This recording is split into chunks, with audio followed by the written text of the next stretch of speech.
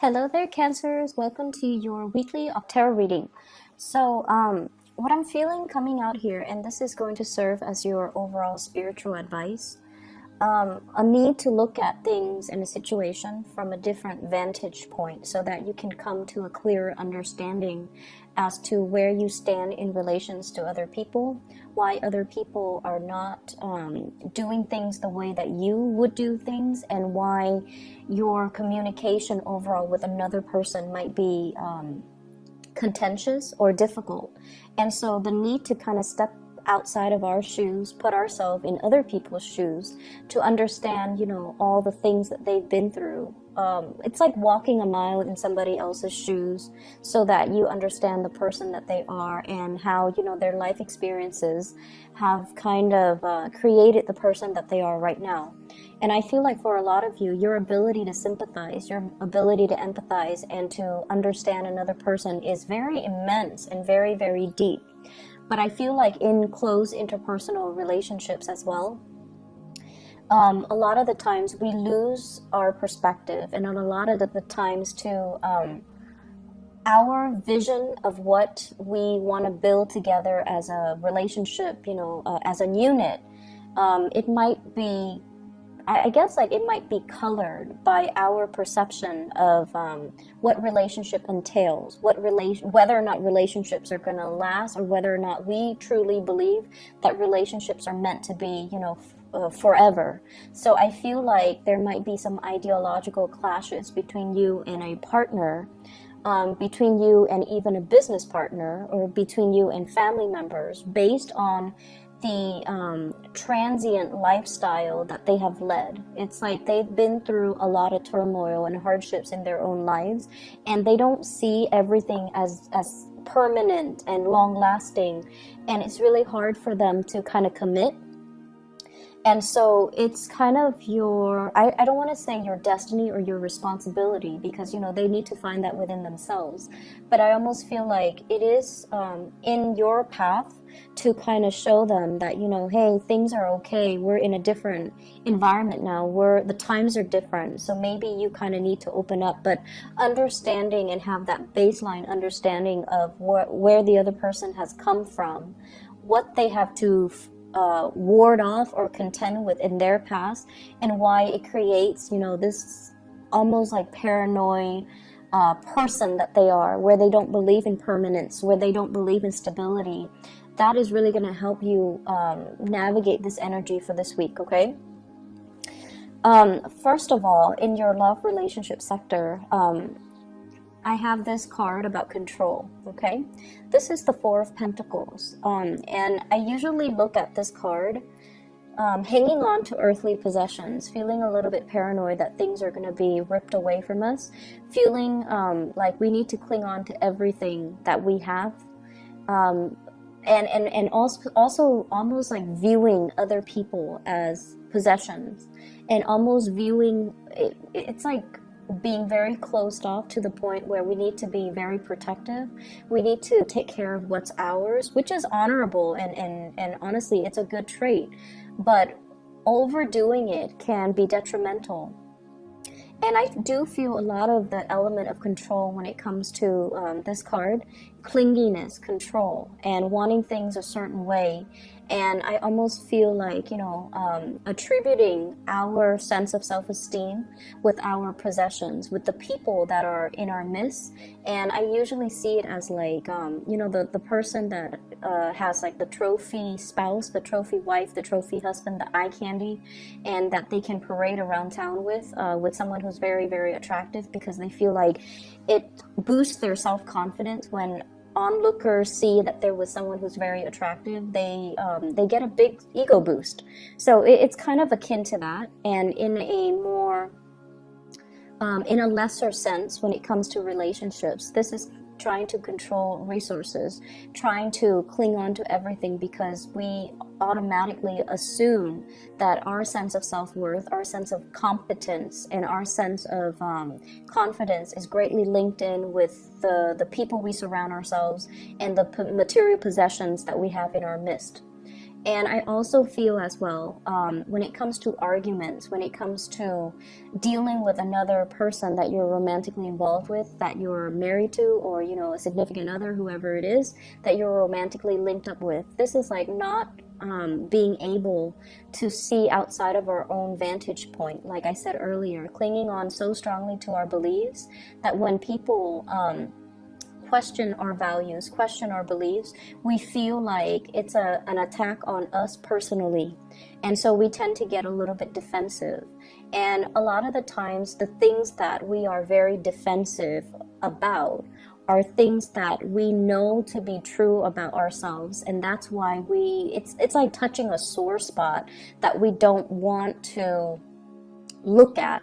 It's like touching something we have swept under the rug that somebody is now poking at, and it makes us uncomfortable. So if there has been, you know, arguments and things like that where a partner has somewhat like triggered or found your soft spot, these are areas that you have to work on rather than getting defensive. Maybe it's time to, you know, say like, let's take a break from this. Let me ruminate over what you have just said, and then I'll come back to you at a later date. You know, detaching yourself so that you can do some inner examination, and that so you can figure out why these are such trigger topics for you, and why issues of control and dominance are playing out in your relationships.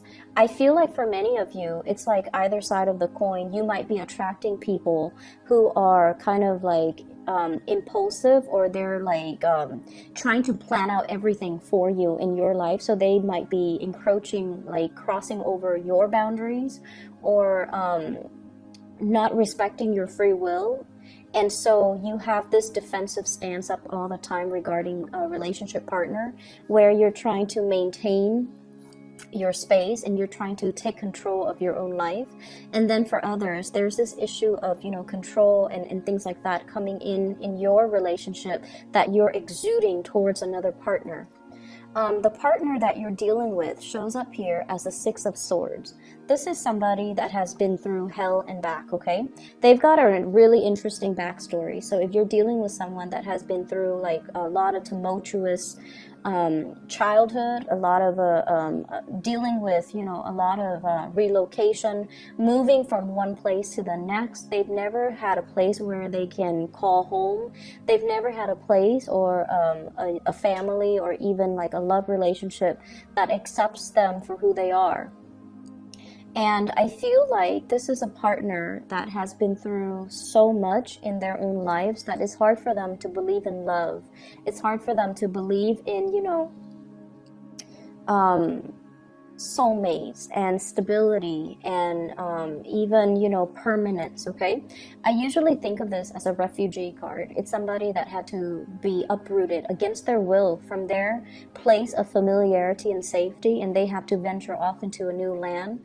And usually this indicates as well people of different nationalities, interracial dating, people of different cultures coming together. And automatically, you know, whenever that happens, there's always going to be ideological differences, cultural differences, even cultural rifts and cultural divides that that can be very difficult to overcome. And if there are linguistic differences, or they're saying difficulties, but I'm hearing well, it could be both. If there has been communication difficulties due to linguistic differences between the two of you, I feel like that's another issue that's kind of like, it's like another level of that lattice on top of the existing problems in the relationship. So you're dealing with someone who has, you know, he or she has had to overcome a lot of trials and tribulations in their own life. They are very self-made. They don't sit around and whine and complain over things. They just get things moving. And I almost feel this need for someone who you're involved with. They're constantly moving so that they don't have to process things, so that they don't have to feel things, because their emotions can be so overwhelming. If they took the time to really, you know, see a therapist or to really vent, it's like it would open up a floodgate of emotions, and they're not really ready to do that. So you're dealing with a partner who might be very broken, very injured. They're moving away from that. They're sailing away from it, and they're coming into calmer waters, and they definitely feel there is a lot of safety with you. They definitely feel like there's safety, there's a purpose, and they're trying to build that permanence with you. So rest assured that you're with someone that's not going to be leaving, and you're with someone that finds the comfort and home in you. And at the same time, it's going to be a very slow process for this person to heal from whatever situation they've had to contend with in their past. And so, you know, they're coming from a space where they might be a little bit downtrodden and broken. They're coming away from it, but I also feel like there's a very strong sense of protection that you are giving off towards this person. You know they've been through a lot, and you are also very paternally protective of them, to the point where it might be patronizing, to the point where you are offering to do everything for them and not allowing them that freedom of movement, or not feeling like they're capable or competent enough to do it. You might do it, like it might be inadvertent from your end, but I feel like you're trying to control the situation, okay? I usually see this combination as like controlling elements seeping into the relationship. One person might feel like it's healthy, but the other person, I feel like, feels like it's stifling. So be very careful about that. If that's your energy that you're bringing to the table, be careful in identifying that early on. If that's an energy that you feel coming from a prospective suitor or somebody that you're dealing with long term. The energy is very subtle, but it can be very toxic in the long run if you're not careful. Okay, if you don't nip it in the bud, it's going to escalate. So be careful about that. I also feel as well, others of you who are dealing with another person who's a lot more, I want to say a lot more stable, is looking for permanence, is looking for kind of like home, okay? We have here the Queen of Wands, and this is a fire sign, Sagittarius, Aries, or Leo. And it's also echoed in this card here. This is the Knight of Wands, okay? Somebody who is foreign to you, so from a foreign land, a foreign location, a foreign country. This is somebody that is a Sagittarius, an Aries, or a Leo, sun, moon, or rising. And what I feel coming in with this card is, this is somebody that's really, really, really fun to be with, okay? They exude a lot of excitement, a lot of passion. There could also be a lot of chemistry between the two of you. And the energy is really, really strong. They're very proactive. They get a lot of things done in their lives. They're kind of on top of this hill, like, I've made it. I'm now scanning around for a suitable partner, but somebody needs to be on my level. Otherwise, I'm not going to date them. So this is somebody who is quite picky. And if someone doesn't really, you know, they're on a hill, so they have a lot of prospects, right? They're looking at things from a bigger, larger vantage point, or a higher vantage point.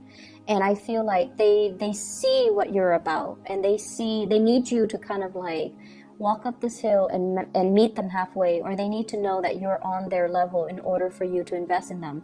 And on your level doesn't mean material wealth. On your level doesn't mean professional like achievements. It basically means wanting the same things, wanting adventure, wanting expansion, wanting to, you know, explore the world and look at the world as a playground, rather than, you know, just going through the motions, work and home, and rather than looking at the world with a pessimistic view.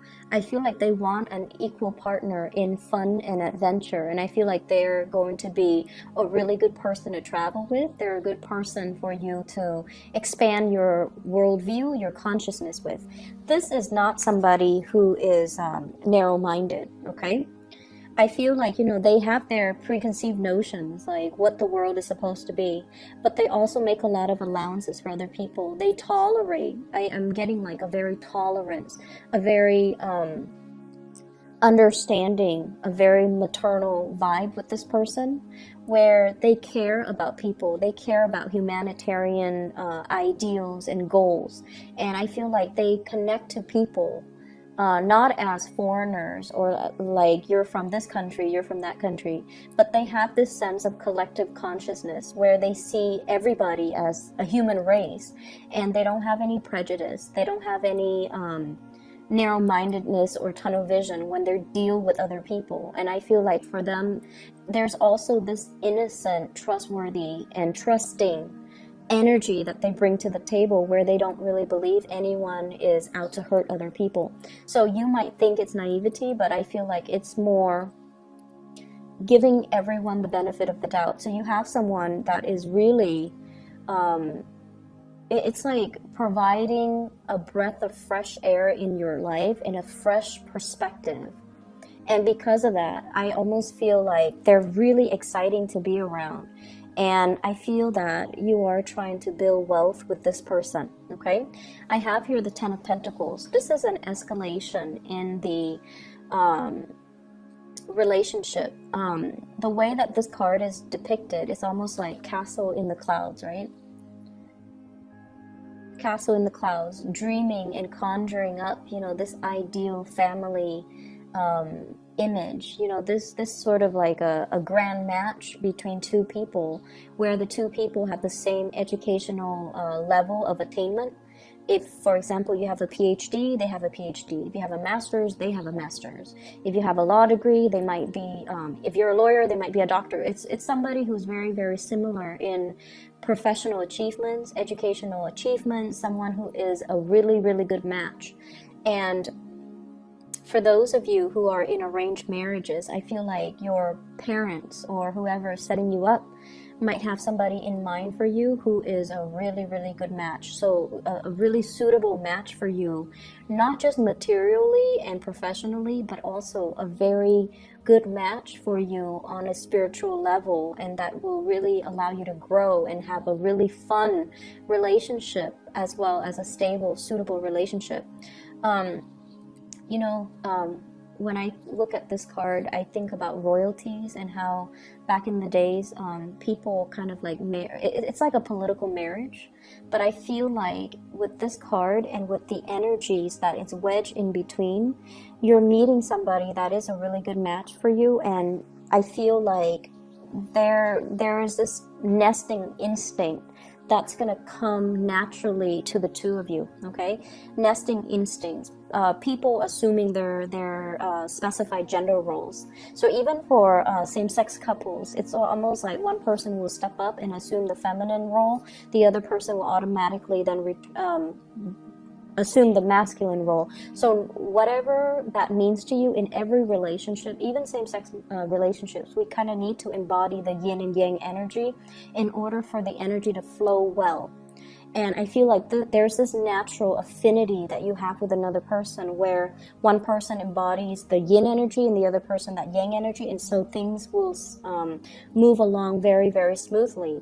And as a result of that, we're going back to the first card. This is about, you know, relinquishing control.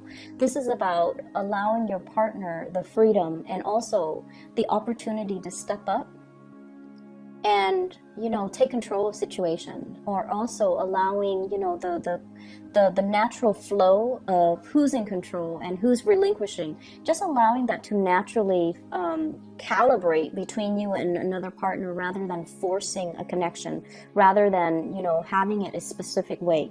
I do feel for many of you in relationships, you are at a point where you are trying to, you know, your nesting instincts are kicking in. You are trying to build something with a relationship partner. So you might be conscious or, you know, a lot more aware about your spending, which is a good thing.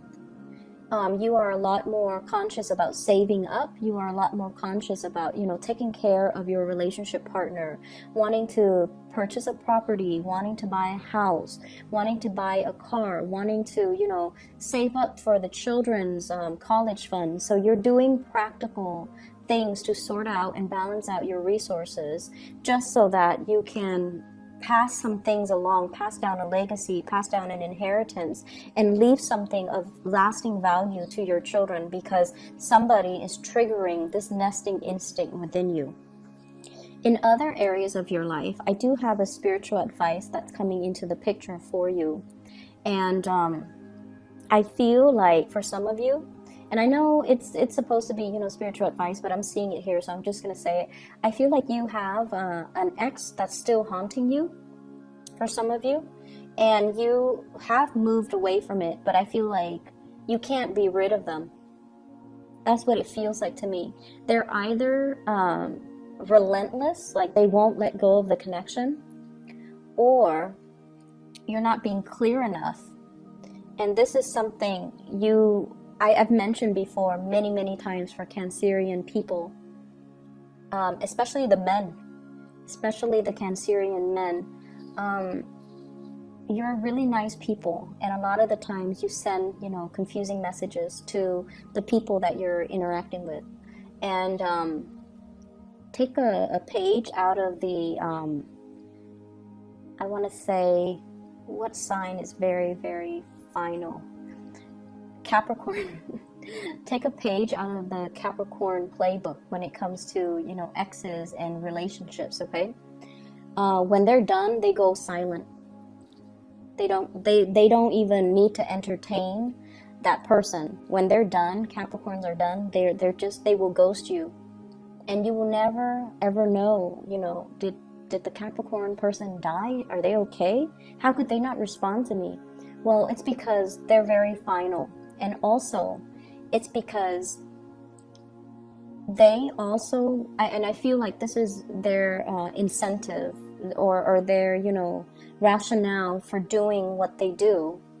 It's because they don't want to open up that door of communication and have you confused, or they don't want to, you know, lead the other person on. So I feel like with Capricorns, when it's done, it's really done. They close the door for good and they move on, and you won't hear anything from them. And I feel like with you Cancers, I feel like it's very difficult for you to do that.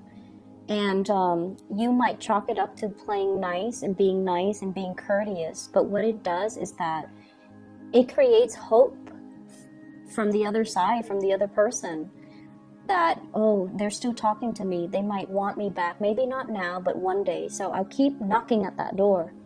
And that's not fair to the person that you're dealing with. And I feel like you have an ex here that's a little bit ruthless and a little bit relentless and a little bit like someone who tries to keep coming back. And I feel like you need to be very firm, and you need to, you know, out of respect for your current relationship right now, you need to be very firm about setting your boundaries with exes, okay?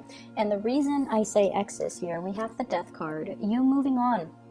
You've already decided you're going to move on. You've already physically, emotionally, mentally moved on, and somebody's coming knocking. Someone who still carries a torch for you. Someone who might have had like a very passionate one-night stand, fling, relationship, even marriage with you, and they're relentless. They're pursuing you, and they don't even have to be a fire sign. I just feel their energy floating around you.